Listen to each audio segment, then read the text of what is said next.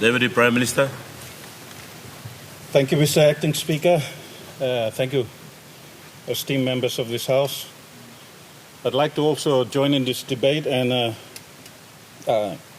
commend our good, hard-working Works Minister on his very informative statement to Parliament.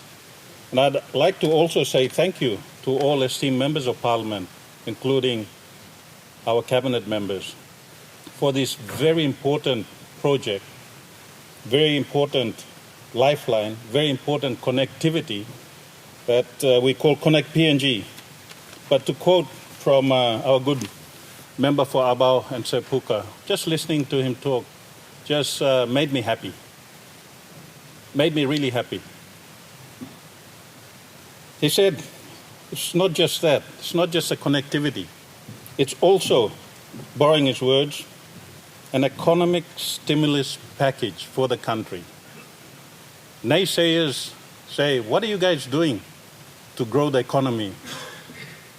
Connect PNG is a prime example of what we've done to connect PNG and stimulate the economy in this country. Connecting PNG, we've just grown 100, Mr. Speaker. We've just made 100 millionaires, 100 Papua New Guinean contractors. Not any other contractor, but Papua New Guinean contractors from all walks of life. We have connected our people, economic lifelines, connecting health centers, connecting roads and districts to our urban centers. We have also increased better infrastructure for our urban centers. But just listening to Sepuka talking about it and his demands that more national contractors be engaged, and I agree. And that is what this government has done. All of us sitting in this parliament, we have done just that. We have created opportunities for local businessmen. Every year, over 1.5 billion straight into them. When BSP declares dividends and profits during hard times and COVID, all declare him over 1 billion profit. Money all simlowe. And profit blow this whole company, no Papua New Guinea company, I go back to BSP. That is why I declare huge profits in the last 2 years during really hard times, during COVID times. So when people talk about stimulus packages, this is one of the best prime examples, connecting PNG and connecting and stimulating our economy. But more so, our Papua New Guinean contractors, good Papua New Guinean contractors. Contractors, and quoting again from the good member from Wabeg and the Minister for Health, that these contractors too must stand up and be professional and grow to meet the expectations and standards. It is not easy building roads. I say this with experience. I used to build roads before in my private time, in my private life. When I was a contractor, Mr. Speaker, I had to sack 200 Papua New Guineans because my company, a local contractor, the government at that time did not give me any contracts. I cried when I sacked 200 of my staff because they gave all those contracts to foreign companies. Now, all get a Papua New Guinea company now and walk. 90% of all these contracts going out are hard-working Papua New Guinea companies, keeping the money in the country, spinning it in our economy, and connecting all our villages. Disla and Bigpla Amamas. When I sit in cabinet, na mi look Papua New Guinea company comes in down na kisim contract. Mi got Bigpla Amamas through. Lo give him contract go back lo line blow mi bla. Mi got Bigpla Amamas through. But while mi Amamas mi le toksa lo all too.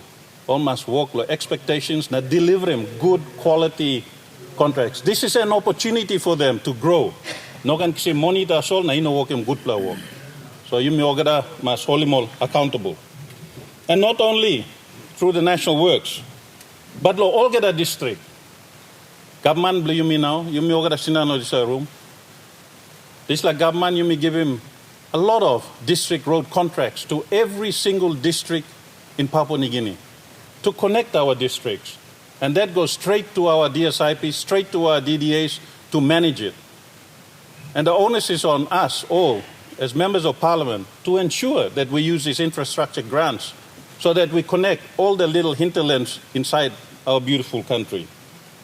And when we say connectivity, it's not just about roads, Mr. Speaker. It's also about communication. It's also about power. It's also about wharves, bridges, airports. We see airports being rolled out. We see airstrips being rolled out. We see wharves being rolled out. Connect PNG is working. We need to do this for the next 10 years so that we can be able to truly connect every hinterland in Papua New Guinea. And we have done that by giving 5.6% of our annual budget by law to give it to the Connect PNG program. And Bikla Monitru, economic lifelines, economic contractors, some of them have stepped up. Look at the 9-mile to 14-mile contract in Port Moresby, done by a Papua New Guinean company and nearly completed now, in very good quality. This government, Mr. Speaker, the people in this room, we are pro-nationalistic. We are pro-Papua New Guinean companies. We want more for our country. We want more in all our equities, in all our mines, all our extractive industries. But at the same time, while being pro-national, we respect others also who work in our country. And we do it within the confines of our law. Mr. Speaker, mi ama mastru lo sana ploia, na mileto thank you lo support blow every single one of you in this room. Together we can. Together we will make this a much better country for our people. We have a lot of issues to be fixed, not only in roads, in health centers, in police stations, in law and order. But you can see that we have now together appropriate sufficient funding in our law and order sector moving forward. We have appropriate now funding to ensure the hospitals are built and more hospitals will be built to help the people like in Central Province, to help our people in Wabek, to help our people in East Sepik, to help our people in Ley. Working conducively, working with our development partners and working with each other and making certain our budget, our money is put and used to the best of its ability, to the best of its use. Work one time na by administrative place me. One time this la mila commend him this la lo parliament na talk thank you once again to the minister and the hard-working staff behind him, the secretary and all his work staff. One day this la me to thank you through. Thank you, Mr. Speaker.